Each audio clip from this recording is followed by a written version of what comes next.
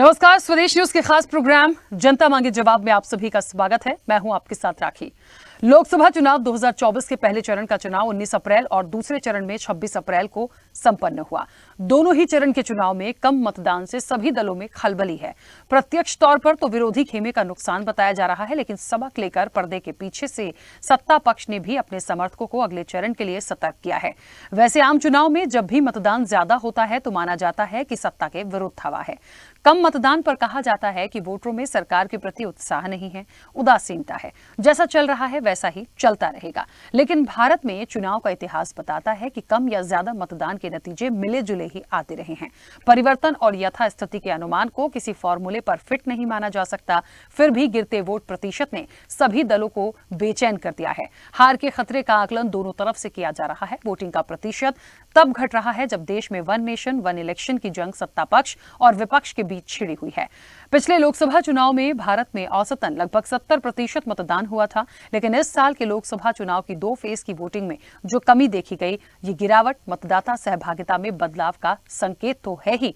अब घटते मतदान से किसे नफा और किसे नुकसान होगा, घटता मतदान किसका काम तमाम करेगा और किसकी नैया पार लगेगी, ये देखने वाली बात होगी। और जनता मांगे जवाब में आज चर्चा भी आखिर की वोटिंग पैटर्न के मायने क्या हैं।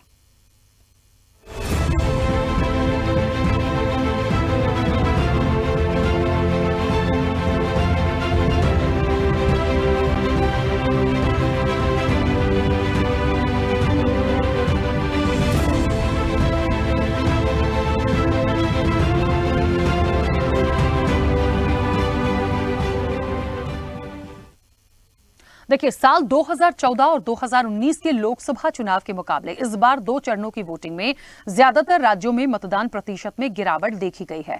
कुछ राज्यों की लोकसभा सीटों की बात करें तो वहां 50% से भी कम मतदान हुआ है, जिसमें मध्य प्रदेश में रीवा, बिहार में भागलपुर, उत्तर प्रदेश में मथुरा और गाजियाबाद, कर्नाटक में बेंगलुरु, दक्षिण और सेंट्रल में वोट डालने के लिए 50% से कम मतदाता मतदान केंद्रों तक पहुंचे हैं।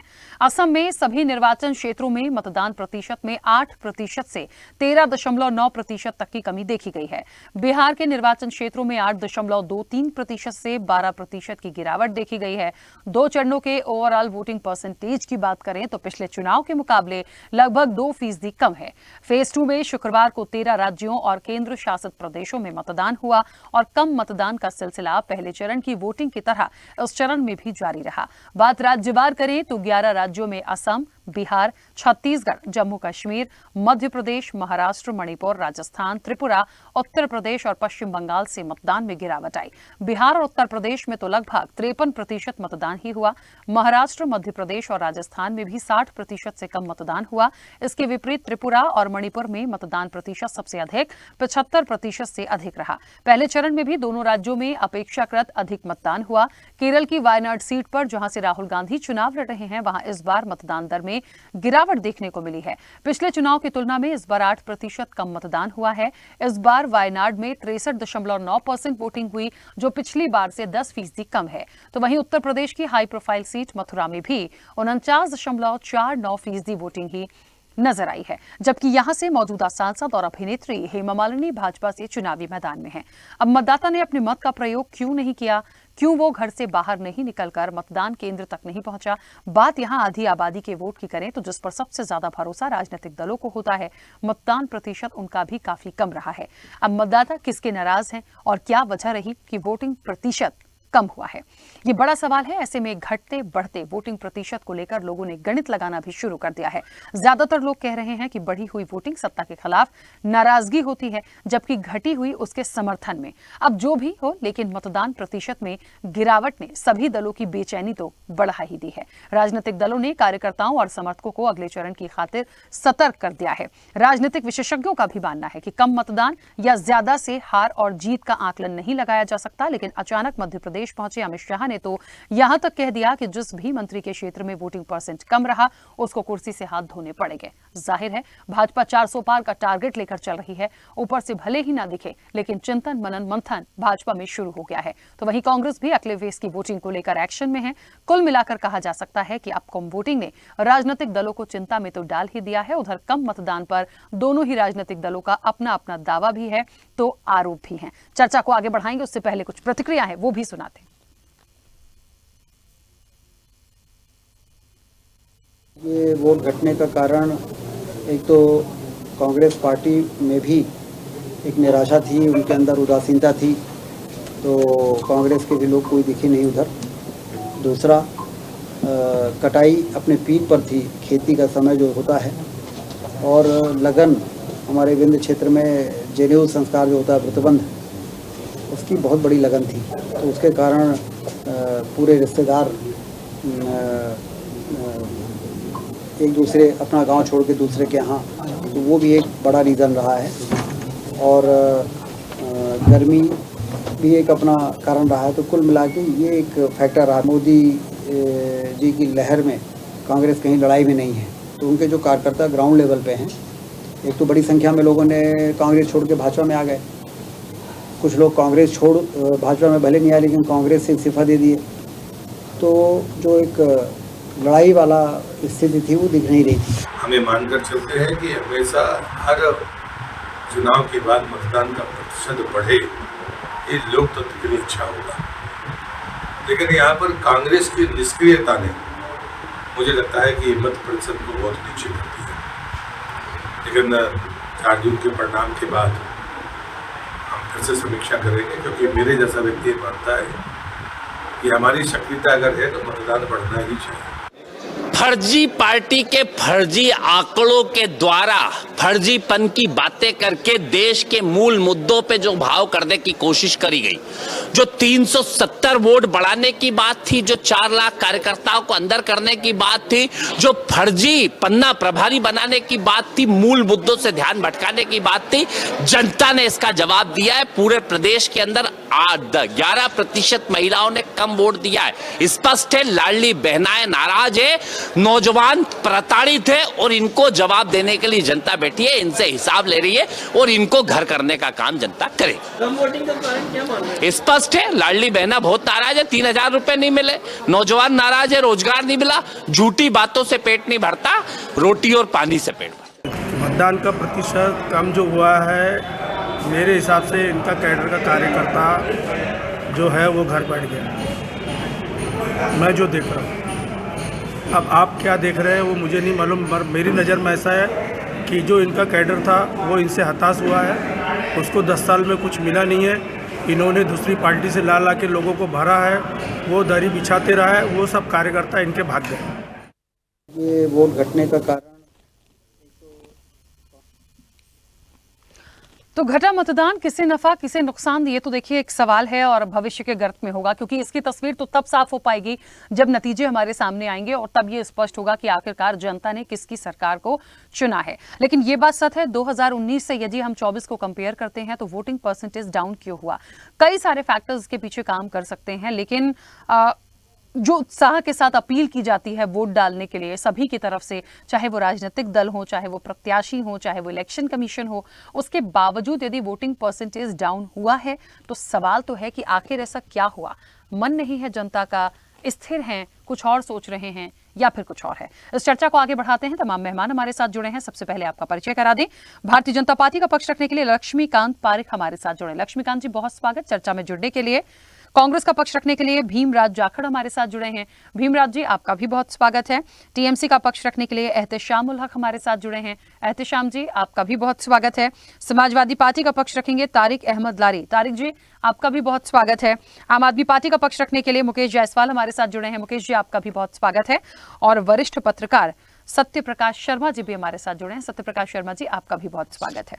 चर्चा की शुरुआत सबसे पहले लक्ष्मीकांत पारिक जी आपसे शुरू करूंगी। मेरी आवाज पहुंच रही है?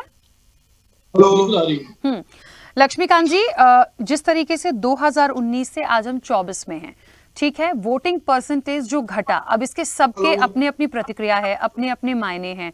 भारतीय जनता पार्टी इसे किस तरह से लेती है? क्योंकि जो स्टेटमेंट्स आए पहले चरण के बाद, फिर दूसरा भी हो गया, दोनों में वोटिंग परसेंटेज डाउन रहा।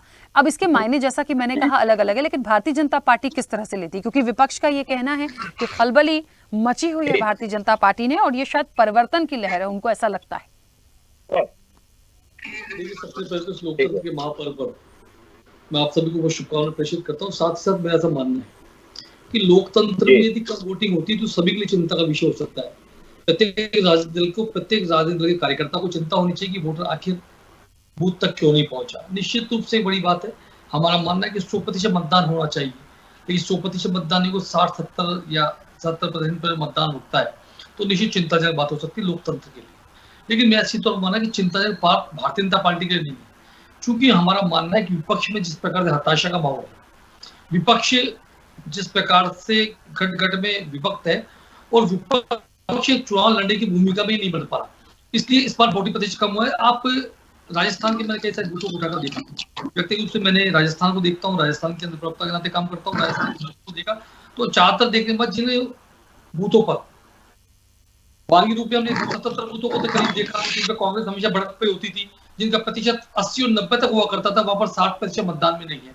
तो इस बात सीधे तौर पर द्योतक है कि कांग्रेस में जिस प्रकार के निराशा का माहौल संपूर्ण पक्ष बना हुआ था और वो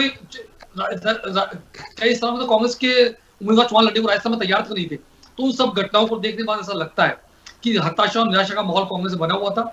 इसके कारण उनके कार्यकर्ताओं में नर्वसता थी, साथ ही साथ उनके वोटर्स जो निकल कर नहीं है उन्हें पता था कि इस बार मोदी जीतने वाले, इसलिए उन्होंने, मेरे को लगता नहीं कि उन्होंने बूथ तक पहुंचने का प्रयास भी किया और कांग्रेस के कार्यकर्ताओं ने या विपक्षी दलों के कार्यकर्ताओं ने उनको बूथ तक ले जाने का काम भी नहीं किया। इस बार विपक्षी दलों की ओर से टेबलें तक बूथ पर नहीं लगी। ये सब देखने को इस बार राजस्थान में और संपूर्ण जहां में 38 जगह पर चुनाव हुआ और उसके पहले 102 स्थानों में चुनाव, वहां तक पर सब जगह देखने को मिला। तो मेरा ऐसा मानना है कि इसी तौर पर विपक्ष ने अपनी भूमिका निभाने में सक्षमता दिखी है। आपको एक चीज जहन में आपको दिला दूं मैं, 1994 चुनाव, मुझे लगता है यहाँ पर जितने दलों के नेता बैठे हैं, कार्यकर्ता बैठे हैं, आप जैसे एंकर बैठी हैं, आप सबको ध्यान होगा राजीव गांधी जी, इंदिरा गांधी जी की हत्या के बाद इस देश में सहानुभूति लहर थी और सहानुभूति लहर के बाद वह चुनाव चल रहा था और चुनाव में सबको पता था कि कांग्रेस इस बार भारी बहुमत से जीतने वाली है। एक लहर चली हुई थी देश भर में, लेकिन उसके बाद भी भारतीय जनता पार्टी के कार्यकर्ताओं ने 1980 में स्थापित भारतीय जनता पार्टी के कार्यकर्ताओं ने चुनाव जी जान से लड़ा और जी जान से लड़कर हम हारे अवश्य, हमारी 2 सीटें आई, लेकिन चुनाव में चुनाव का माहौल बना रहा। आज पूरे भारतवर्ष में आपको विपक्ष ने कहीं भी ऐसा माहौल चुनाव के लिए बनाने का प्रयास नहीं किया। उनके कार्यकर्ताओं भारी निराशा थी। हमारे नेताओं ने अपने कार्यकर्ताओं को, अपने वोटर्स को बूथ तक लाने की जी तोड़ मेहनत की। उसका सुखद परिणाम है कि भारतीय जनता पार्टी का कार्यकर्ता, भारतीय जनता पार्टी का वोटर बूथ तक पहुंचा है और मेरा मानना है कि भारतीय जनता पार्टी अधिकांश सीटों पर चुनाव जीतने जा रही है। ठीक है, चलिए वापस आऊंगी। भीमराज जी, आवाज पहुंच रही है मेरी?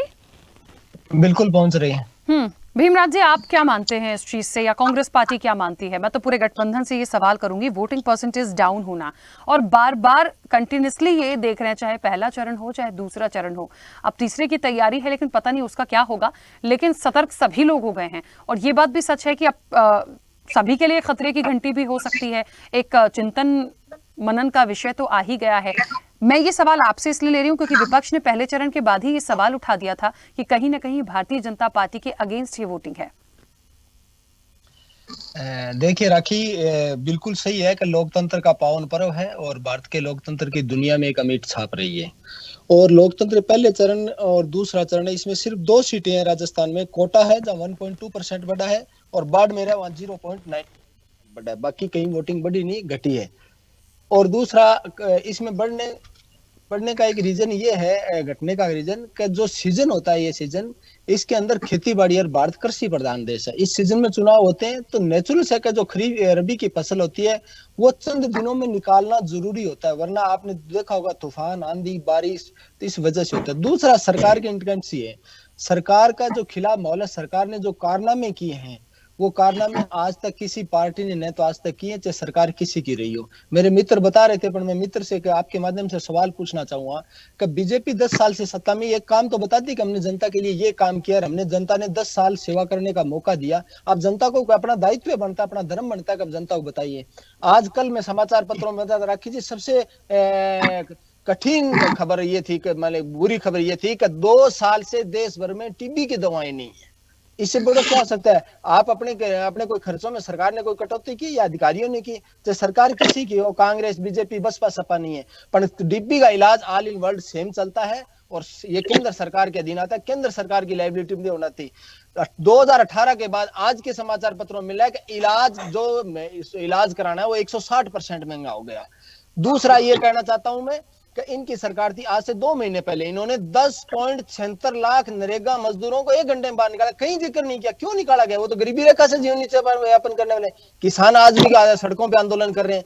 वो इसलिए आंदोलन कर रहे हैं, पूरे विश्व में 10 देशों में आंदोलन चल रहा है। जो बर्ताव केंद्र की सरकार, लाठी, गोली, बंदूक और तानाशाही, किले बिछाना, रास्ते बंद करना, मुनादी करना, पासपोर्ट जब्त करना, का जमीन नीलाम कर देंगे, बच्चों का ऐसा कहीं देखने को नहीं मिल रहा है। 10 देशों में आंदोलन चल रहा है, कहीं नहीं कर रहे हैं। दूसरी जो महंगाई की वो सबसे बड़ी थी, 18 महीनों में $50 कच्चा तेल सस्ता होगा। इनकी गाइडलाइन थी कि जैसे मार्केट में अप डाउन होगा वैसे हम पर डे तेल की रेटें तय करेंगे बाजार के हिसाब से। वो तो इन्होंने फिर बदल दिया उस मामले को, वो इन्होंने नहीं किया। तीसरी बात एजुकेशन का सेक्टर देख लिए तो सब चीजों में देख के फाइनल ये दिखने को मिलता है कि एक कहावत चलती थी कि ऐसा कोई सगा नहीं जिसको हमने ठगा नहीं। इलेक्ट्रोल बॉन्ड का कांड देख लीजिए, जो इनके वित्त मंत्री है निर्मला सीतारमण, उसके हस्बैंड है प्रकला प्रभाकर, उन्होंने कहा है कि दुनिया का सबसे बड़ा घोटाला है। पर मैं इसमें 2 शब्द और जोड़ देता हूं कि ये एक घोटाला खुला, इससे बड़े 2 घोटाले, एक तो प्रधानमंत्री फसल बीमा योजना जिसमें 2021 तक के आंकड़े रखी, जिसमें 40,000 करोड़ का घोटाला है, और एक फास्ट टैग का घोटाला भी चंद दिनों के अंदर खुलेगा। और बाकी फाइलें आपने देख ली है। अब मैं आपको बताना चाहता हूं, ये तमाम मुद्दे हैं। बेरोजगारी जिसमें 30 लाख सीटें खाली है, अग्निवीर लाके ने युवाओं की पीठ में छुरा घोंपने का काम किया है, महिलाओं के साथ ने किया है। साक्षी मलिक का आप उदाहरण देखिए, आप महिला का दर्द बहुत अच्छी तरह समझिए, जिसने न्याय मांगे जंतर मंतर पर बैठी रही, न्याय नहीं मिला। ओबर सूची ने दुनिया की 100 हस्तियों में उसको शामिल किया है। ये तमाम मुद्दे कांग्रेस के पक्ष में जा रहे हैं। वोटिंग परसेंट बीजेपी कार्यकर्ता और बीजेपी के नेताओं को बाहर निकलना बंद कर दिया जनता ने, और उनको आईना वोट के माध्यम से दिखा रही है। और इनके नेता तो बड़ी संसद में कहते हैं कि हम तो संविधान बदलेंगे। हेगड़े साहब ने कहा है, पारिक साहब हेगड़े साहब ने खुद ने संसद में कहा है कि हम संविधान बदलेंगे। ज्योति मिर्धा बड़ी सभा में कहा कि हम संविधान बदलेंगे, आरक्षण को हम खत्म करेंगे। ये इनके मुद्दे हैं। एजुकेशन का सेक्टर देख लीजिए, आप पढ़ लीजिए, मैं नहीं कह रहा, डाटा उठा के पढ़ करके तैयारी करिए। क्या जब यूपीए गवर्नमेंट थी तो जो विकास की पहली शिक्षा होती है उसको भी नहीं बख्शा। इन्होंने क्या किया, अब क्या हुआ है, जो विश्व की टॉप 200 यूनिवर्सिटी उसमें एक आती थी, अब 300 में एक आती है। और जो 18 से 25 साल के बच्चे थे जिनका रेशियो 35% होता था कॉलेज पार करने का, वो 28% नीचे आ गए हैं। अब कौन सी बातें गिनाई, कौन सा चीज गिनाई? बैंकिंग सेक्टर दे लीजिए, आप बताइए किन किन लोगों का इन्होंने 1 सेकंड लोन माफ किया, लोन राइट ऑफ किया। जो सेंट्रल इलेक्ट्रॉनिक्स कंपनी थी, जो 10,000 करोड़ की कंपनी थी, किसको बेची? पूछिए हमारे भाजपा के मित्र से, क्या 10,000 करोड़ की कंपनी 250 करोड़ में बेच दिया। रुचि सोया का एसबीआई का लोन माफ कराते हैं, फिर हेमा मालिनी और रामदेव को बेचते हैं, उसी रुचि सोया को ये लोग उसी एसबीआई से लोन माफ करवाते हैं। उसका ये कभी जिक्र नहीं करेंगे। पूंजीपतियों के लिए तो रेड कारपेट बिछाते हैं, और जब गरीब न्याय मांगने जाते हैं मैं सारे जवाब भी लूंगी। राजस्थान, 1 सेकंड पूरी कर रहा हूँ। राजस्थान रावड़ागढ़ जल्दी से पानी मांग रहे थे, इन्होंने गोलियों से बूंदा था। गुर्जर आरक्षण मांग रहे थे, इन्होंने गोलियों से बूंदा था। हरियाणा में जाटों को गोलियों से बूंदा था। राजस्थान में सोयला एक जगह है, वहां इन्होंने किसानों को गोलियों से बूंदा था। ये तमाम मुद्दे, और बीजेपी की सत्ता जारी है, और राजस्थान में कांग्रेस पार्टी 15 से ऊपर सीटें जा रही है, और इनकी जो तानाशाही और ढिलरशाही वो खत्म हो रही है। मैडम चलिए ठीक है, वो तो खैर देखिए जनता का निर्णय होगा। लक्ष्मीकांत जी, मैं वापस आऊंगी आपके पास, सभी लोगों की एक छोटी छोटी प्रतिक्रिया आ जाए, फिर मैं आपसे जवाब भी लूंगी। एहतेशाम जी, आवाज पहुंच रही है? जी हाँ, बोलिए। एहतेशाम जी, देखिए ओवरऑल यदि हम वोटिंग परसेंटेज देखें तो वो बहुत कम है, लेकिन मैं सिर्फ यदि पश्चिम बंगाल की बात करूं तो दोनों चरणों में 70+ गया। अच्छा लगता है, ये बात तो ठीक है कि जनता ने बढ़ चढ़कर एक महत्वपूर्ण भूमिका वहां निभाई है। अब वो किसके पक्ष में है या नहीं है, ये अभी फिलहाल इस पर टिप्पणी नहीं करूंगी, लेकिन देश का सभी राज्यों के जब पूरे ओवरऑल परसेंटेज निकलते हैं वो पिछली बार से कम है। क्या एक वजह मानते हैं? देखिए, सबसे पहले जो लोकतंत्र का सबसे बड़ा पर्व, जो हमारे दूसरे फेज का, जो हमारे यहाँ इलेक्शन हुआ 2 फेज हो गया, पूरे भारत में हुआ, तो ये बंगाल के जनता के अंदर में सबसे बड़ा ये है कि ये पहले आकर के अपना मत देते हैं, ताकि उनको समझ में आती है हमारे यहाँ जनता बहुत शिक्षित जनता है, वो अपना वोट का जो है वो देते हैं। तो ये पहली बात है कि पूरे संपूर्ण भारत में सबसे ज्यादा वोट का मार्जिन समझ लीजिए हमारे रियासत मगरबी बंगाल में है। और हमारे रियासत मगरबी बंगाल में जो वोटिंग हो रही है वो समझ लिए अगेंस्ट बीजेपी। जो हमारे तमाम मित्रों ने, तमाम दोस्तों ने जो बैठ के पैनलिस्ट में जो बैठे हुए उन्होंने कहा है, तो ये बहुत ही समझ लिए तमाम लोग जो आज हिंदुस्तान में, चाहे वो ऊंची जाति हो, चाहे वो एससी हो, चाहे वो एसटी हो, चाहे वो ओबीसी हो, सभी समझ लिए के अगेंस्ट में भारतीय जनता पार्टी, जो जुमलेबाज पार्टी, जो भारतीय जनता पार्टी जो लोगों को ठगा है, जैसे कि हमारे मित्र ने कहा कि कोई भी ऐसे देश के लोग बचे नहीं जिनको ठगे नहीं है हमारे भारतीय जनता पार्टी। आप तो ये इस बार संकल्प लोग बना लिए हैं पूरे देश में, संपूर्ण देश के हर वर्ग, हर जाति, हर कम्युनिटी के लोग ने ये मन बनाए हैं कि इस बार एक बार गलती कर दिया है, गलती से दूसरी बार भी गलती हो गई, तीसरी बार गलती इसलिए पैर में लगने के बाद में हाथ में भी लग गया है, तो तीसरी बार नाक में लगाने से पहले स्मेल, पूरी स्मेल आ रही है। तो पूरी भारत के संपूर्ण लोग जो है इस स्मेल को जो है नाक में लेना नहीं चाहते हैं और इनको समझ लिए कि नकारना चाहते हैं। और इस बार जो जुमलेबाजी सरकार है, जो कहते हैं कि अब की बार 400 के पार, तो देखिए काम करने वाले, राखी जी एक बात बताइए, जो काम करते हैं फील्ड में और लोगों के प्रति, तो उनको ये मैजिक फिगर नहीं बोले थे कि हम 400 के पार, हो सकता है वो 400 से भी ज्यादा ला सकते हैं, लेकिन ये कहीं ना कहीं ये जुमला है ताकि ये गुजब, जिसे हमें बंगला में बोलते हैं, ये रिमर उड़ा कर करके, जिस तरह से 2021 में इन्होंने कहा था कि अब की बार 200 के पार, लेकिन जनता ने यहाँ इनको नकार दिया हमारे रियासत मगरबी बंगाल से। तो ये समझिए सिर्फ लोगों के बीच में एक तरह का एक मैसेज दे रहे हैं कि हम 400 आ रहे हैं, ये आ नहीं रहे हैं। हम तो समझते हैं आपसे लास्ट हमारी बात जब हो रही थी, हम 200 डिजिट जो है 199 का समझ लिया, ये फिगर नहीं पार कर सकेंगे, नंबर 1। और जनता जो है, जनार्दन है, सर्वोपरि है, उनको मालूम हो गया कि ये भारतीय जनता पार्टी जुमलाबाज पार्टी है। न 15 लाख आया, न 2 करोड़ प्रति वर्ष रोजगार मिला, न तेल का दाम आधा हुआ, न सिलेंडर का दाम 200 रुपया हुआ। आज महंगाई चरम सीमा पर है देश के। आज हमारे घर के जो आर्थिक अवस्था था, जो समझ लिए बद से बदतर हालात हो गए, लोग अफोर्ड नहीं कर पा रहे हैं। गरीबी 2020 में आज जो लॉकडाउन हुआ हमारे यहाँ, देखे पूरे भारत में कितने लोग, क्या परिस्थिति थी, गरीबी रेखा में हमारा पूरा देश जी रहा है। तो हम लोग जो है ये संकल्प पूरे देश के लोग, आपके चैनल, जिस तरह से आप एक ऐसे मीडिया है, मैं आपके हमेशा सोच का, भावना का, आप जिस टाइम करते हैं आप निष्पक्ष मतलब आप बात करते हैं। लेकिन आज की जो गोदी मीडिया है, जो बोलते हैं कि सारे दिन भर उनको कोई काम नहीं है, सिर्फ मोदी की बड़ाई है, मोदी की दिखलाना है 400 का। हम मीडिया से अनुरोध करेंगे, इसलिए सबसे पहले आप भारतीय हैं, उसके बाद में आप किसी मीडिया के, आप समझिए कि आप एंकर है या फिर जो भी है, सीईओ, चीफ एग्जीक्यूटिव, जो भी है। हमारे कहने का मतलब, देश बचेगा तो हिंदू बचेगा, देश बचेगा तो मुसलमान बचेगा, देश बचेगा तो सिख बचेगा, देश बचेगा तो ईसाई बचेगा। देश को अभी 2024 जो है हमारा देश को बचाने का है, संविधान बचाने का है। और भारतीय जनता पार्टी जुमलाबाज पार्टी का अगेंस्ट में तमाम जनता इस बार वोट देने जा रही है, राखी जी। और 4 जून को जो हमारे ईवीएम के जो खुलेंगे, तो आप देखिएगा कि हमारा इंडिया का टीम से नाम से जो गठबंधन हुआ पूरे भारत में, तो हम समझ लेंगे कि कम से कम 300 से पार 350 सीट हम लोग लेके आएंगे इंडिया के नाम से, जो पूरे भारत में गठबंधन हुआ है। एहतेशाम जी, रोकूंगी मैं। जनता पार्टी जो जुमलाबाज पार्टी है, ठीक है, सुनिए, राखी जी 1 सेकंड का समय दीजिए। देखिए जनता, मोदी जी कहते हैं अरे मैं क्या हूँ, मैं तो गरीब हूँ, मैं तो भिखारी हूँ, मैं झोला उठाऊंगा और चले जाऊंगा। तो मैं आपके चैनल के माध्यम से कहता हूँ राखी जी, उनका समय आ गया है, वो झोला को लेकर करके, वो लटका करके तैयार रहे। जनता उनको विदाई दे रहे हैं और इस बार उनकी टाई फिस हो जाएगी। चलिए ठीक है, अब टाई फिस किसकी होगी एहतेशाम जी, ये हम 4 जून को ही बात करेंगे। अभी तो टिप्पणी करना ठीक नहीं होगा मुझे लगता है, क्योंकि अब आप कह रहे हैं 300 सीट्स, बीजेपी कह रही है 400 पार। इस वक्त अतिशयोक्ति होगी किसी के लिए भी कोई टिप्पणी करना। ठीक है, वापस आऊंगी। ठीक है एहतेशाम जी, लेकिन देख लीजिए, निवस्त हमारी बहनें जो आज इतना समझ रही हूँ, सारे मुद्दे हैं एहतेशाम जी, क्या हो गया? प्लीज प्लीज, ठीक है, ये सारी बातें हैं हमारे पास, हमने चर्चा की है इसकी। वापस लौटती हूँ आपके पास भी। तारिक अहमद जी, आवाज पहुंच रही है? तारिक अहमद जी, आप क्या समझते हैं, या समाजवादी पार्टी इस कम वोटिंग परसेंटेज के लिए क्या मायने रखती है?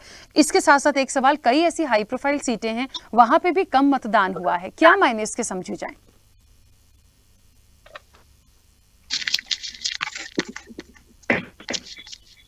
तारिक जी, आवाज पहुंच रही है मेरी? हाँ मैम, मेरी आवाज आ रही है? हाँ बोलिए, आप बोलिए। हम देखिए, एक मतलब समझिए कि मैं पूरे हिंदुस्तान का सर्वे नहीं करता हूँ, मैं एक्सपर्ट हूँ यूपी, बिहार और वेस्ट बंगाल का। तो यूपी में और बिहार में जब भी ये हुआ है कि कम वोटिंग परसेंटेज हुआ है, तो सत्ताधारी दल को हमेशा प्रॉब्लम हुई है, ये कहने में मुझे कोई एतराज नहीं। और ये भी मैं आपको बता दूं कि जब भी बंगाल में हाई परसेंटेज वोटिंग हुई है, तो वहां पे जो सत्ताधारी दल है उसको नुकसान हुआ है, कम नुकसान होता है, और हाई वोटिंग परसेंटेज में बंगाल में वो नुकसान होता है सत्ताधारी दल को। तो हर जगह का अलग अलग सिनेरियो मैं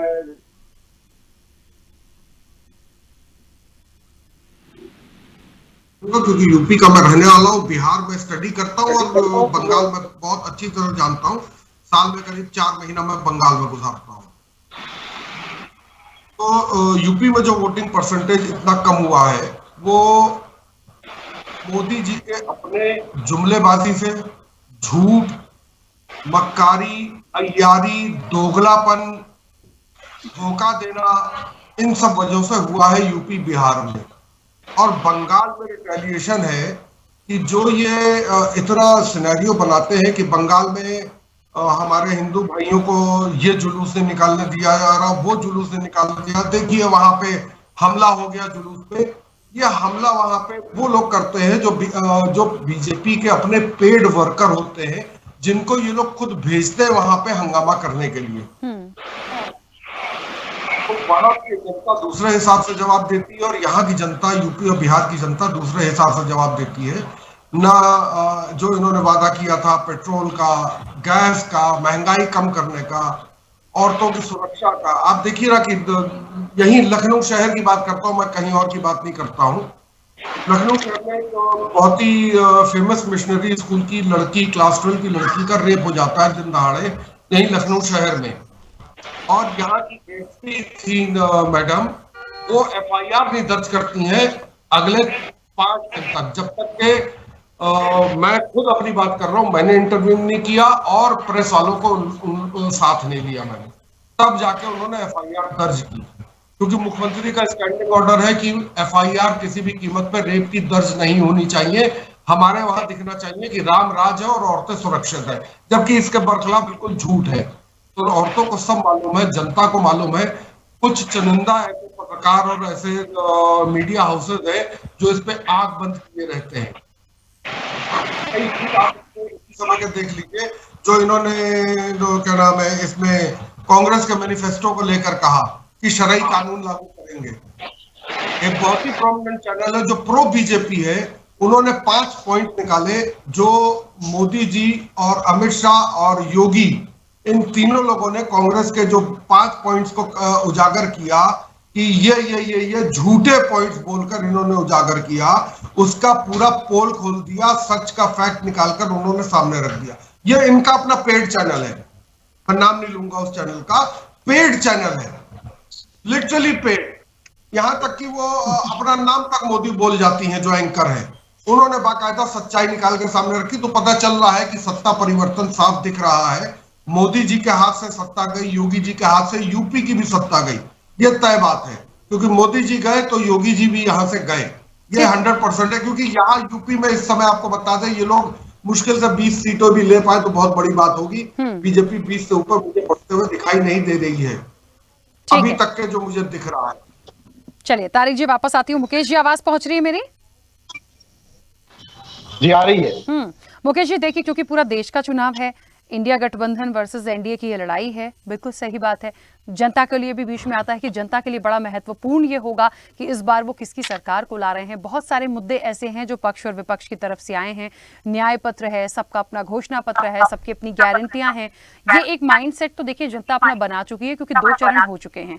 लेकिन वाकई ये एक सोचने का विषय आज हो गया है कि वोटिंग परसेंटेज डाउन क्यों है, किसके पक्ष के लिए है, किसके विपक्ष के लिए है। क्या वाकई जनता भी थक हार चुकी है और उसे लगता है जैसा चल रहा है चलते ही रहेगा, कुछ बदलाव नहीं हो सकता, ये आपस में लड़ते झगड़ते रहेंगे। कोई तो फैक्टर है इसके पीछे। आम आदमी पार्टी क्या मानती है यदि वोटिंग परसेंटेज डाउन हुए तो? निश्चित ही दुखद की बात है ये कि लोकतंत्र के महापर्व में जनता नहीं निकल रही। लेकिन पिछले 10 साल में जो जनता ने देखा कि भाई जुमलेबाजों ने क्या क्या संदेश दिया देश की जनता को कि हम क्या क्या करेंगे, तो एक नाराजगी तो जनता के बीच में है ना। अभी कुछ वक्ता बोल रहे थे कि कटाई चल रही है, त्योहार है, शादी है। तो उसके पहले भी 2 चुनाव में शादी थी, उस समय कटाई हो रही थी, सारी चीजें हो रही थी, फिर भी मतदाता निकला घर से बाहर और वोट डाला। इस बार क्यों नहीं निकला? इस बार उनकी नाराजगी है। भारतीय जनता पार्टी ने इतना हद तक जाके लोगों को, जनता को परेशान कर दिया महंगाई बेरोजगारी के ऊपर। मतलब आप, मैं बता रहा हूं थोड़ा सा, आज के कितना पैसा खर्च किया देखो आप। गूगल में 100 करोड़ रुपए सोशल मीडिया पे ऐड के नाम पे खर्च किया जा रहा है। अभी एक वक्ता कह रहे थे टीवी के बच्चे, मतलब टीवी का इलाज नहीं मिल रहा है। निश्चित ही देश में दुर्भाग्यपूर्ण है कि लोग अस्पतालों में भटक रहे टीवी के लिए। मैं कुछ आंकड़े आज दिखा रहा हूं कि इन्होंने अपने उद्योगपतियों को कैसे पैसे माफ कर दिए। एक आधुनिक मेटेरियल कंपनी थी जिसने 5,371 करोड़ रुपए कर्जा लिया, मात्र 410 करोड़ रुपए चुकाया, बाकी 4,961 करोड़ रुपए भारतीय जनता पार्टी ने अपने पूंजीपतियों को माफ कर दिया। आलोक इंफ्रास्ट्रक्चर 29,500 करोड़ रुपए कर्जा लिया और 5,052 करोड़ रुपए जमा कर दिया। 29,472 करोड़ रुपए माफ कर दिया पूंजीपतियों का। इस तरह से पूंजीपतियों को कर्जा माफ कर रही है। तो जो देश का युवा है भाई, आज के देश में, इस देश में सबसे ज्यादा मतदाता कौन है? युवा है। और युवा नाराज क्यों है? आप रोजगारी की बात कर लो, बेरोजगारी बिल्कुल चरम पर है, महंगाई चरम पर है, झूठ पान से जुमला करवा लो। चुनाव में भी दूसरे चरणों में क्या किया? मंगलसूत्र हिंदू मुस्लिम की बात करवा लो इनसे। तो लोग देख रहे हैं कि आपकी बात क्या, विश्वास क्या करें हम, किसके पास मतदाता है। तो जो नाराजगी, ये किसी भी दल के लिए नुकसानदायक है। लोग, मतदाता नाराज है, नाराजगी व्यक्त कर रहा है अपनी कि हम चुनाव में हम वोट नहीं डालेंगे। चुनाव आयोग पूरी कोशिश कर रहा है, आप और हम पूरी कोशिश कर रहे हैं कि भाई लोकतंत्र के महापर्व में आपको अधिकार है, अपना कर्तव्य निभाइए, तब अपने अधिकार की बात करिए। सभी लोग कोशिश कर रहे हैं, लेकिन मतदाता इतना ज्यादा परेशान हो चुका है कि वो वोट डालने की निकलना नहीं चाहता है। ऐसे कई घरों में मेरी बात हुई, मैं खुद ही स्वतः गया लोगों को निकालने के लिए, क्योंकि नाराजगी दिखी। यार बोले क्या करेंगे, विश्वास नहीं है, हम किसको वोट दें। ये तमाम बिंदुओं को लेकर लोग नाराज चल रहे हैं, इसलिए इस बार मतदाता नहीं निकल रहा। और निश्चित ही इसका खामियाजा जो है वर्तमान सत्ता में जो बैठे उनको भुगतना पड़ेगा। और इंडिया गठबंधन की सरकार बनने जा रही है इस बार। अभी कुछ दिन से देखिए, मंच पे ने 400 बोलना बंद कर दिया, इस बार 400 पार, इस बार 400 पार बोलना बंद कर दिया। अब क्या आ गया है? संपत्ति की बात करने लगे, मंगलसूत्र की बात करने लगे। मतदाता को रुझान खत्म हो गया है। ये बड़ा दुर्भाग्य का है इस देश के लिए। ठीक है, चलिए वापस आऊंगी। मुझे लगता है देखिए पक्ष और विपक्ष अपनी अपनी बात रखेगा, लेकिन बहुत डेप्थ में जाके समझने की जरूरत है कि आखिर ऐसा क्या हो गया कि वोटिंग परसेंटेज डाउन है। जबकि मुझे लगता है विधानसभा चुनाव जब हमने इसके पहले देखे कई राज्यों में, तो जिस तरह से एक आंकड़े सामने आए थे तो लग रहा था कि कितना उत्साह है लोगों में। लोकसभा में क्या हो गया, ऐसी क्या बात आ गई, ऐसी कौन सी नाराजगी आ गई जिसकी वजह से ये वोटिंग परसेंटेज डाउन हुआ है। खैर, सत्यप्रकाश जी मुझे लगता है वरिष्ठ पत्रकार हैं, बहुत बेहतर एक अच्छा आकलन मुझे लगता है आप कर पाएंगे। क्या मानते हैं ये वोटिंग परसेंटेज डाउन क्यों हुआ? 2019 से अभी को हम कंपेयर करें, परसेंटेज डाउन है। कुछ कुछ स्टेट्स में बहुत अच्छी वोटिंग भी हुई है। क्या मायने दर्शाते हैं इस परसेप्शन से हटके कि कोई कहता है अच्छी वोटिंग हुई है, एक बदलाव हो सकता है, यथावत हो सकता है, कम हुआ है, नुकसान होगा, ये सब बोलने की बातें। कुछ अभी इस चर्चा में 1-2 बात निकल कर आई कि शादियां बहुत हैं। मुझे लगता है वो सब तो हमेशा चलता रहता है, जिसे वोट डालना है वो डालेगा ही। लेकिन इस चीज को मैं थोड़ा थोड़ा मानती हूं कि शायद लोग परेशान तो हो गए हैं। एक विश्वास की जो बात है, शायद मन में कहीं आता होगा कि क्या फायदा, जो जैसा है वो वैसा चल रहा है, क्या है आपका क्या मानना है? के बाद से लोगों में लोकतंत्र के प्रति जागरूकता बढ़ी, लगातार वोटर टर्नआउट बढ़े। देखिए, एक इसमें जबरदस्त उछाल आया। आपको मैं 2009 का और 2004 का उदाहरण दे रहा हूं। 2004 और 2009 में वोटर टर्नआउट लगभग एक जैसा ही था, लेकिन 2009 में हायर था एज कंपेरेटिवली टू 2004 में। तो कहा यह जा सकता है कि वोटर टर्नआउट बढ़ा, कांग्रेस की सरकार विकेट हुई। 2014 की अगर बात करते हैं तो 2014 में सत्ता विरोधी लहर, वोटर टर्नआउट कम, लेकिन आपने देखा वोटर टर्नआउट कम हुआ तो सरकार किसकी आई? भारतीय जनता पार्टी की, एनडीए की सरकार आई। 2019 में सिलोरी फिर बदलता है, फिर जबरदस्त उछाल आता है वोटर टर्नआउट। अक्रॉस इंडिया बात कर रहा हूं मैं। मोदी यानी कि प्रो मोदी या प्रो बीजेपी इलेक्शन रहा, प्रो गवर्नमेंट इलेक्शन रहा। सरकार ने जबरदस्त, जो हजारों में जीते थे, लाखों में जीते, जो लाखों में जीते थे वो कई लाख में जीते। मेरे ख्याल से देश के इतिहास का ये पहला चुनाव था 2019 जिसमें कैंडिडेट्स ने कई लाखों में जीत दर्ज की। 10 लोग तो ऐसे थे जिन्होंने 5 लाख के ऊपर से अधिक मतों से जीत दर्ज। तो कहा क्या जा सकता है कि मोदी का कुछ करंट था, मोदी की लहर थी, जिसका परिणाम वोटर्स के रूप में दिखा। लेकिन ये तो फेजेस हुए हैं पूरे देश के अंदर, नॉर्थ ईस्ट को थोड़ा सा छोड़ दें तो वोटर टर्नआउट डिक्लाइन हुआ है। ट्रेंड की बात कर रहा हूं अभी मैं। देखिए, प्रेडिक्शन या एक्सपेक्टेशन ये कभी भी सत्य नहीं होते हैं।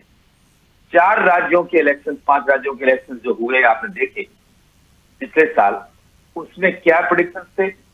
जो पॉलिटिकल एक्सपर्ट थे, हम लोग जर्नलिस्ट थे, इन सब के यही प्रेडिक्शन थे, लेकिन दे वर कोलैप्स इन 2018। तो आज हम ये प्रेडिक्ट नहीं कर सकते कि इससे अपोजिशन पार्टी को फायदा हो रहा है या फिर रूलिंग बीजेपी को दोबारा सरकार बनने का मौका मिल रहा है। हाँ, लेकिन ट्रेंड के आधार पर ये जरूर कहा जा सकता है ये कहीं ना कहीं भारतीय जनता पार्टी के लिए बड़ा सोचने का विषय है। और इसीलिए कहीं ना कहीं मध्य प्रदेश के दौरे के दौरान अमित शाह ने अपनी सरकार के नुमाइंदों, अपने जो कैबिनेट के मेंबर्स हैं, विधायक हैं या पार्टी के ऑफिस बेरर्स हैं, उन सबको टाइट करते हुए कहा कि ये जो डिक्लाइन है ये कहीं ना कहीं अच्छा संदेश नहीं देता है। इसलिए उन्होंने कहा कि जिसके यहाँ वोटर टर्नआउट अधिक होगा हम उसको ही कैबिनेट में शामिल अगली बार करेंगे। ये इंटरनल खबर भारतीय जनता पार्टी की है। तो कहा यह जा सकता ये कहीं ना कहीं चिंता बीजेपी ने जताई है, लेकिन इससे कांग्रेस या इंडिया ब्लॉक के खुश होने का अवसर नहीं है, क्योंकि कई बार चीजें ऐसी होती है जो अंडर करंट होती है। अगर 2019 का सिनेरियो यानी कि 2014 में नरेंद्र मोदी कहा कि 2014 में उन्होंने आशा दिखाई, हो 19 में उन्होंने ट्रस्ट पब्लिक के प्रति, उनके प्रति आया, और अब वो कहते हैं कि गारंटी पर मेरी पर पब्लिक को भरोसा है। अगर ये करंट रहा तो वोटर टर्नआउट भले ही कुछ भी डाउन हो जाए, लेकिन भारतीय जनता पार्टी कैंपेन के आधार पर तो अभी तक यही कहा जा सकता है कि आगे दिख रही है। लेकिन साइलेंटली जो अपोजिशन पार्टीज का जो कैंपेन चल रहा है वो भी कहीं ना कहीं असर दिखा सकता है। यानी मतदाता में वो करंट का, यानी भारतीय जनता पार्टी के करंट का असर वोटर टर्नआउट के रूप में नहीं दिख रहा है। जब भारतीय जनता पार्टी ये भी कहती हो कि हर पोल पर 370 votes more as compare to 2019 election, तो ये कहां गया उनका दावा? तो उनका ये दावा कहां गया? तो इसलिए ये चिंता का विषय रूलिंग पार्टी के लिए है, लेकिन इससे खुश होने की आवश्यकता अपोजिशन को भी नहीं है, क्योंकि जो प्रेडिक्शंस हम लगा रहे हैं क्योंकि उससे हम इलेक्टर्स के बिहेवियर का पता नहीं लगा सकते हैं। और अभी आपने प्रश्न कहा कि कुछ इवेंट्स होते हैं, जैसे शादियां चल रही हैं या खेतों की कटाई चल रही है, ये हर बार, गर्मी भी हर बार, हर चुनाव में लगभग इसी सीजन में चुनाव होते हैं। लोकसभा के नहीं होते तो विधानसभा, मध्य प्रदेश का ट्रेंड बताओ, छत्तीसगढ़ का ट्रेंड देखिए आप, मध्य प्रदेश में, राजस्थान में, तीनों राज्यों में इलेक्शन हुए और ये हिंदी लैंड है, यहाँ बीजेपी के दबदबे वाले। यहाँ आपने देखा 23 के इलेक्शन में जबरदस्त वोटिंग, अराउंड 80% तक पहुंची, यानी 77.15% मध्य प्रदेश का वोटर टर्नआउट था पिछले प्रीवियस इलेक्शन में। तो कहा यह जा सकता है कि पब्लिक में इतना बदलाव क्यों, जब डबल इंजन की सरकार मध्य प्रदेश में, डबल इंजन की सरकार छत्तीसगढ़ में, छत्तीसगढ़ का जो वोटर टर्नआउट है मोर देन अराउंड 10% मोर मध्य प्रदेश के कंपेरिजन में है। तो ये कहा जा सकता है कि जो उत्साह देश के अंदर युवाओं में, यानी ये कहा जाता है कि फर्स्ट टाइम वोटर, क्योंकि देश की जो पॉपुलेशन है वो यूथ पॉपुलेशन है, हालांकि अब उस पर भी खतरा मंडरा रहा है। ठीक है, तो यूथ पॉपुलेशन यानी नया वोटर वोट डालने जाता है। एक सबसे बड़ा सवाल आता है कि महिलाओं के प्रति जो सरकार के दावे थे, उन दावों पर 2019 में उसको जबरदस्त फायदा मिला, राज्यों के चुनाव में भी मिला, लेकिन इस बार महिलाओं के वोटिंग पर भी कहीं ना कहीं बैड इम्पैक्ट पड़ा और उनका भी वोटर टर्नआउट घटा। तो ये क्या संदेश देता है? पर एट लास्ट में ये कहना चाहूंगा, इस आधार पर ये प्रेडिक्ट नहीं किया जा सकता कि किस पार्टी को फायदा हो रहा है, क्या चीज अंडर करंट है, इस पर डिपेंड करेगा 4 जून को रिजल्ट। ठीक है, बिल्कुल। लक्ष्मीकांत जी कुछ कहना चाह रहे थे, पहले अपनी बात रखिए, तारिक जी इसके बाद आ रही हूँ। कि कुछ बात कहना चाहता हूँ, बहुत सारे आज का जो आपने डिबेट रखी मुझे, और डिबेट में आपने बोला भी, ये चुनाव इंडी गठबंधन बनाम एनडीए है। ये चैनल पर बैठकर तो मुझे महसूस नहीं हुआ, आपके चैनल पर बैठकर तो मुझे भारतीय जनता पार्टी की तरफ है, बाकी तरफ है आपके लक्ष्मीकांत जी आपकी आवाज नहीं आ रही मुझे ठीक से। ठीक रहता, आप तो एक ही गठबंधन के तमाम लोगों को बुलाकर यहाँ पर डिबेट रखने का प्रयास किया। निश्चित रूप से मैं आपको कभी भी गोदी मीडिया नहीं कहूंगा, मैं कहूंगा कि आप एक बहस करवा दी, इसके लिए आपको धन्यवाद। हाँ, मुझे भी लक्ष्मीकांत जी आपकी आवाज ठीक से नहीं आ रही है, मैं प्रॉपर समझ नहीं पा रही हूँ, बस थोड़ा थोड़ा कनेक्शन मुझे डिबेट से रिलेटेड समझ में आया कि कुछ आपने कहा गोदी मीडिया और इंडिया गठबंधन, बस मुझे इतना ही समझ में आया, मैं ठीक से सुन नहीं पाई हूँ। हाँ बोलिए बोलिए जी, बोलिए, आवाज आई आपको? हाँ बोलिए बोलिए।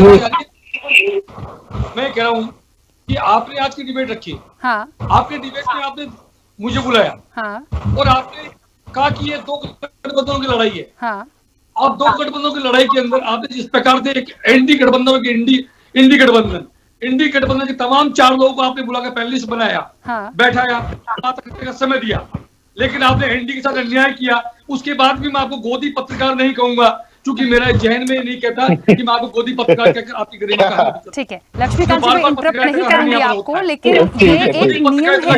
मुझे बताइए कौन सी डिबेट में भारतीय जनता पार्टी के 4 लोग बैठते हैं, ये कैसा सवाल है? सवाल को जवाब देता हूँ, इनको कहीं चुप रहे, मैंने बड़े धैर्य के साथ को सुना है, बहुत धैर्य सुना है, इनको कहीं शांति रखिए। तो आप गलत बात करोगे तो सुन लेगा कोई क्या? अरे सुनिए, गलत बात करोगे सुन लेंगे क्या? पैनल में सभी सम्मानी लोग आए हुए हैं, पैनल में सभी सम्मानी लोग बैठे हुए हैं, आप ऐसे ब्लेम थोड़ी लगा सकते कि उन्होंने बुला लिया। भाई आपको भी बोलने का मौका दिया ना उन्होंने, आप अपनी बात रखिए ना। चुप हो जाए, टीएमसी चुप हो जाए, आम आदमी पार्टी। टीएमसी आपको ये नहीं पता कि कौन व्यक्ति क्या है, ये ऐसी चिल्लाते रहोगे, चलिए जुमलेबाजी लक्ष्मीकांत जी को बोलने दीजिए, क्योंकि मैं उनको पिछली बार भी ये चीज कही थी, लेकिन शायद वो किस एंगल से उस चीज को ले जाते हैं। बदतमीजी, आप बदतमीजी का ठीक है, प्लीज व्यक्तिगत मत होइए। लक्ष्मीकांत जी अपनी बात रखिए, उसके बाद तारिक जी भी कुछ कहना चाह रहे हैं, प्लीज हम विषय पर रहे, व्यक्तिगत झगड़ा मत करिए। वो सुनकर आप टाइम खराब करना चाहते हैं और कुछ नहीं है। लक्ष्मीकांत जी प्लीज पॉइंट पर बात करिए। डिबेट बोल रहे हैं, सब लोग बोल रहे हैं, आप से बीजेपी का भाई हमारे टाइम वेस्ट करना चाहते हैं। टाइम वेस्ट आप लोग करें। ठीक है लक्ष्मीकांत जी पॉइंट पर बोलिए, ठीक है प्लीज तारिक जी प्लीज। मैं जवाब देना चाहता हूँ कुछ। हाँ एक मिनट रुकिए, लक्ष्मीकांत जी कंप्लीट कीजिए प्लीज। क्या नहीं कर सकती तो डिबेट नहीं करवाएं आप। ठीक है, आप टिकट छोड़ के चले जाइए ना।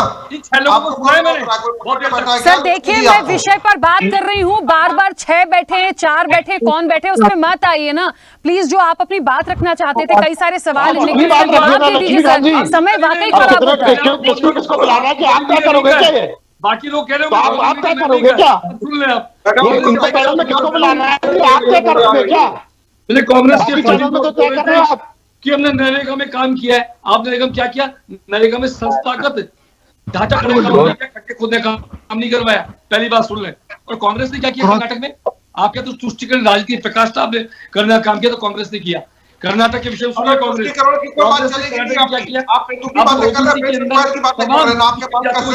एक मिनट बोल लें दीजिए प्लीज, अच्छा नहीं लगता। देखिए वो लक्ष्मीकांत जी, कि हमने 4 लोग अगर आपने काम किया तो काम के वोट मांगिएगा। मंगलसूत्र पे वोट मांग रहे हो, मुस्लिम गाड़ी खरीदेगा, मंगलसूत्र पे क्यों आ गए वोट मांगने के लिए? छूट मिलेगी, आखिर क्या है? संपत्ति मुसलमानों को दे देंगे, किसने कहा है? क्या है? आपके प्रधानमंत्री जी मंच में झूठ बोले कि संपत्ति मुसलमानों को दे देंगे, किसने कहा? मुकेश जी प्लीज देखिए, अच्छी बात नहीं है, बोलने दीजिए। आपके पास वापस आऊंगी, बोलने दीजिए प्लीज लक्ष्मीकांत जी को, प्लीज रिक्वेस्ट कर रही हूँ आप सब लोगों से। मैडम राखी, कर्नाटक में ओबीसी आरक्षण के अंदर तमाम मुस्लिम जातियों को ले जाकर ओबीसी का करने का किसी कांग्रेस ने किया। यदि कर्नाटक में कोई गाड़ी खरीदता है तो 40% मुस्लिम गाड़ी खरीदता है, 40% छूट उसको मिलती है। आखिर कौन सा संविधान है? कौन सा कानून है आपने नया? ये आपने 50% आपने गाड़ी खरीदने में छूट दे दिया कर्नाटक में, आपने 4% तेलंगाना में अल्पसंख्यकों दे दिया। आखिर क्यों? क्या संविधान की धाराओं के विरुद्ध नहीं है ये सब चीजें? आंध्र प्रदेश में बार बार आपने आरक्षण लाने का काम किया, मुस्लिम आरक्षण लाने का काम किया, लेकिन आपको सुप्रीम कोर्ट ने रोका, वरना भावी मुस्लिम आरक्षण लाने वाले थे। तो आगे तुष्टिकरण की राजनीति करने वाले लोग, इनसे सीधी तौर पर सवाल पूछता हूँ। जयपुर में एक मुस्लिमों के मोटरसाइकिल पर झगड़ा हो जाता है, भिड़ंत हो जाती है और मृत्यु हो जाती है। मृत्यु पर आप 50 लाख का मुआवजा देते हैं। वहीं पास में जयपुर में वाल्मीकि समाज के एक दलित समुदाय के व्यक्ति को मुस्लिम समुदाय के बदमाशों द्वारा हत्या कर दी जाती है, उसको 5 लाख का मुआवजा, वह भी तब 2 महीने पश्चात, तब जब बीजेपी के पूर्व विधायक मोहनलाल गुप्ता धरने पर बैठते हैं। कन्हैया लाल जी का हत्याकांड आप सबको ध्यान होगा, जगन्नाथ मुझे एक चीज समझ नहीं आती, तुष्टिकरण क्यों आ रहा है? ये लोकसभा का नहीं हो रहा है, हर इलेक्शन में आता है, इस बार भी क्यों आ रहा है? इस बार तो अच्छे खासे मुद्दे हैं आप सब लोगों के पास बात करने के लिए। लोकसभा का चुनाव नहीं है, ये लोकसभा का चुनाव हो रहा है। लोकसभा का बात करिए ना, किसने मारा, किसने मिला? किसी राज्य में 40% मिल रहा है। आपको मणिपुर याद आ गया? अरे लक्ष्मीकांत जी, लोकसभा पे बात करिए। ख्याली याद नहीं आया क्या आपको? संदेश ख्याली याद दिया? चूंकि आपका मुस्लिम विधायक पर महिला से बलात्कार कर रहा था, इसलिए आपको ध्यान नहीं है। ये है आपके मुस्लिम। ठीक है लक्ष्मीकांत जी, अब मैं रोकूंगी। तारिक जी कुछ कहना चाह रहे हैं, बोलिए तारिक जी। नहीं मैडम रोकिए, 6 लोगों को बोले मौका देती, तब मौका मुझे दीजिए। सर आपको सबसे पहले मौका दिया मैंने और भरपूर समय दिया। मैं तो अपनी डिबेट्स में एक मार्जिन रखती ही नहीं हूँ। आप किसी बात में चले आते हो? जो इन सब ने बोला है, तेलुगु देशम अभी ये बैठे टीएमसी के लोग बैठे थे, कहते बंगाल में संदेश ख्याली पर क्यों नहीं बोलते? बंगाल में आपको मणिपुर दिख रहा है, संदेश ख्याली बोलते हुए शर्म आती है क्या आपको? क्यों नहीं बोलते? क्योंकि जवान निकलते नहीं है। लक्ष्मी जी बात करते, यूपी के भैया बैठे अभी बात कर रहे थे, मैं क्या था रिपोर्टर का, अरे लक्ष्मी भाई यादव ने क्या कहा? लक्ष्मी जी लोकसभा में बात करिए, लड़कों से विधानसभा का चुनाव नहीं है। ठीक है तारिक जी, अपनी बात रखिएगा। शांति राय वाले क्या कहा? संसद में कहा, सदन में कहा। सर कहाँ बयानों पर बहस कर रहे हैं प्लीज? मैं कहाँ किस टैगलाइन पे हम बात कर रहे हैं? आज कहाँ चले गए? एक बार 2 बार तक सहन होता है, उसके बाद नहीं होता है सर। फिर आप यहाँ आ जाते हैं मीडिया पर सवाल उठाने। लक्ष्मी जी निकालिए भड़ास, निकालिए भड़ास, भड़ास निकालिए, भड़ास निकालिए, चुप रहिए। मुकेश जी प्लीज 1 मिनट चुप रहेगा। मुकेश जी प्लीज रिक्वेस्ट कर रही हूँ मैं आपसे, और लक्ष्मीकांत जी आपसे भी प्लीज। तारिक जी बहुत देर से कुछ कहना चाह रहे हैं, अब उन्हें बोलने दीजिए, वरना मैं ऑडियो बंद करवा दूंगी, जो मुझे बिल्कुल अच्छा नहीं लगता। तारिक जी बोलिए। आप लोग अच्छा, आपका हिंदी करता नेता कौन, उसका नाम बताना जरा। राहुल गांधी है या अरविंद केजरीवाल जेल में बैठे हुए?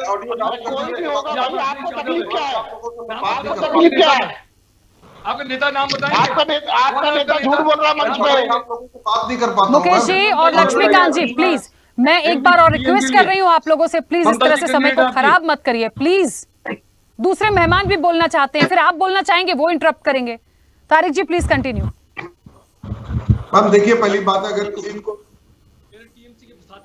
पूछे कि राहुल गांधी न्याय यात्रा निकाले तब ममता बनर्जी तो इंडी गठबंधन कहाँ गया था? क्या ममता बनर्जी इंडी गठबंधन शामिल हो गई है?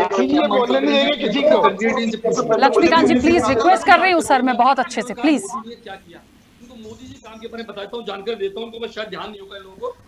यदि ऑडियो बंद हो सकता है तो प्लीज उनका ऑडियो बंद करिए, बस इनफ, क्योंकि अब अच्छा नहीं लग रहा। मेरे और भी मेहमान हैं, उनकी प्रतिक्रिया नहीं आ पाएगी, प्लीज बोलने दीजिए। यदि नेशनल हाईवेज के निर्माण का काम किया मोदी जी ने किया, एहतेशाम जी एक मिनट, रेल बनाने का काम किया मोदी जी ने किया, किसानों को किसान निधि देकर समाज एहतेशाम जी सुरक्षा अस्मिता का बचाने का काम आप ऐसे ही जा रहे हो। लक्ष्मीकांत जी का ऑडियो बंद कर दीजिए, चुप रहिए बोल लीजिए। ठीक है। तारिक जी प्लीज कंटिन्यू, क्योंकि और जल्दी से बोलेगा, मैंने ऑडियो बंद करवाया क्योंकि जो मुझे बिल्कुल अच्छा नहीं लगता। मुकेश जी प्लीज आप शांत हो जाइए, वरना आपका ऑडियो भी बंद करवा दूंगी सर मैं।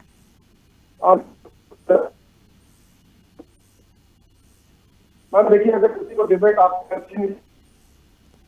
उधर की बात करने का, टाइम खराब करने के।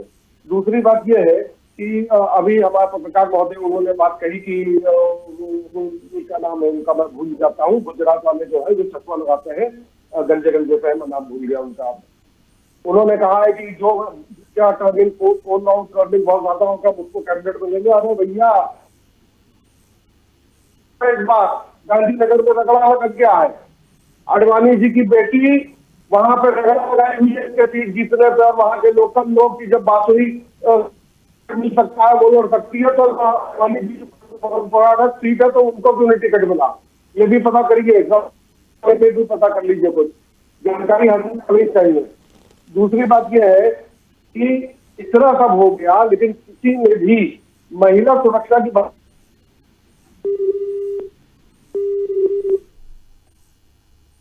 तारिक जी गृहमंत्री हैं और आपके गृहमंत्री हैं, बलात्कारी है सब बीजेपी के। आप देख लीजिए बनारस के बलात्कारी कांग्रेस के, आपकी पार्टी ने, समाजवादी ने जो मुलायम क्या करते थे, बलात्कारी लोग लड़कों की गलती हो जाया करती है। चलिए ठीक है, अब समय की सीमा है, प्लीज एक मिनट रुकिए। मुकेश जी अपनी बात रखिएगा जल्दी से।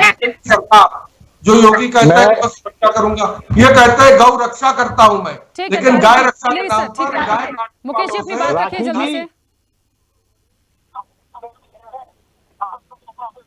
इसलिए बोल लीजिए भैया, आपको बोले उनके बाद आपको बोलने नहीं मिलेगा, अभी बोल लीजिए। माफिया तो जेल में बैठे ही हैं।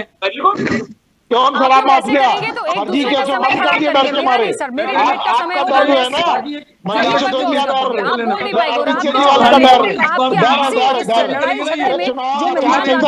आप बोल नहीं बोल पाएंगे। ऑडियो बंद करवाने से भी कुछ नहीं हो रहा, आप लोग कंटिन्यूसली बोल रहे हैं, सब एक दूसरे से कनेक्ट है ना सर, ऐसे मत करिए प्लीज। ये 4 दोपहर मतलब संविधान मुख्यमंत्री एहतेशाम जी कुछ कह रहे हैं, आप बोल लीजिए जल्दी से, यदि आपकी आवाज आ पाई तो। मुकेश जी, लक्ष्मीकांत जी, तारिक जी प्लीज। हाँ, मैं एक बात कहना चाह रहा हूँ कि कल हमारे प्रधानमंत्री नरेंद्र मोदी जी ने इच्छा प्रकाश की कि भगवान मुझे दूसरी जन्म बंगाल में, उन्होंने प्रकाश किया है कि मैं दोबारा जन्म अगर हो तो मैं बंगाल में जन्म लेना चाहता हूँ। उन्हें इतना भाव ये हो गए, पसंद आ गया, तो क्या उनको गुजरात से बहुत तकलीफ हो गई क्या जो इच्छा प्रकाश किए और रियासत मध्य बंगाल में पैदा होने जा रहे हो वो? तो यहाँ तो हम लोगों की ममता बनर्जी सरकार है, उनको तो ममता बनर्जी जिंदाबाद करना होगा, उनको तो तृणमूल कांग्रेस जिंदाबाद करना होगा। तो वो क्या गुजरात से उनको बहुत ही नुकसान हो गया क्या? ठीक है, मैं रोकूंगी एहतेशाम जी। भीमराज जी हमारे साथ कनेक्ट हैं यदि तो प्लीज जल्दी से अपनी बात रखिए, समय हो गया। एहतेशाम जी प्लीज। वो तो खाने में पर पाबंदी लगाते हैं। चलिए, भीमराज जी हमारे साथ कनेक्ट नहीं है, ठीक है, चलिए समय हो गया है, प्लीज अभी भी कंटिन्यू। लक्ष्मीकांत जी और तारिक अहमद जी पता नहीं क्या हो गया, कंटिन्यूसली बोल रहे हैं और बाकी लोगों को बोलने का मौका नहीं देते। खैर, समय की सीमा है। आप सभी का बहुत शुक्रिया इस चर्चा में जुड़ने के लिए। देखिए, एक बड़ा महत्वपूर्ण सवाल यहाँ पर आता है कि आखिरकार इस तरह से नोकझोंक आप करिए, आपको अधिकार है, लेकिन इतनी भी ना करिए कि दूसरे मेहमान बोल ना पाए। क्या होता है, ये अच्छा एक मैसेज नहीं है। आप मुद्दों पे बात करिए, मुद्दों पे अपने जवाब लीजिए, सवाल करिए। वोटिंग परसेंटेज डाउन क्यों हुआ, उसके क्या मायने हैं, उस पर व्यक्तिगत टिप्पणी किसी ने की ही नहीं है, और जो की है वो पक्ष विपक्ष ने की है। तस्वीर तो 4 जून को साफ होगी ना, उसके लिए इतना ज्यादा मुझे लगता है एक दूसरे को डिस्टर्ब करने की यहां पर जरूरत नहीं थी। ये थोड़ा सा मुझे लगता है पैनलिस्ट को समझने की जरूरत है। खैर, अब आने वाले समय में देखते हैं इस डाउन परसेंटेज का क्या नतीजा देखने को मिलता है और किसके फेवर में जाता है। चर्चा में इतना ही। बने रहिए स्वदेश न्यूज के साथ। सबसे पहले देश।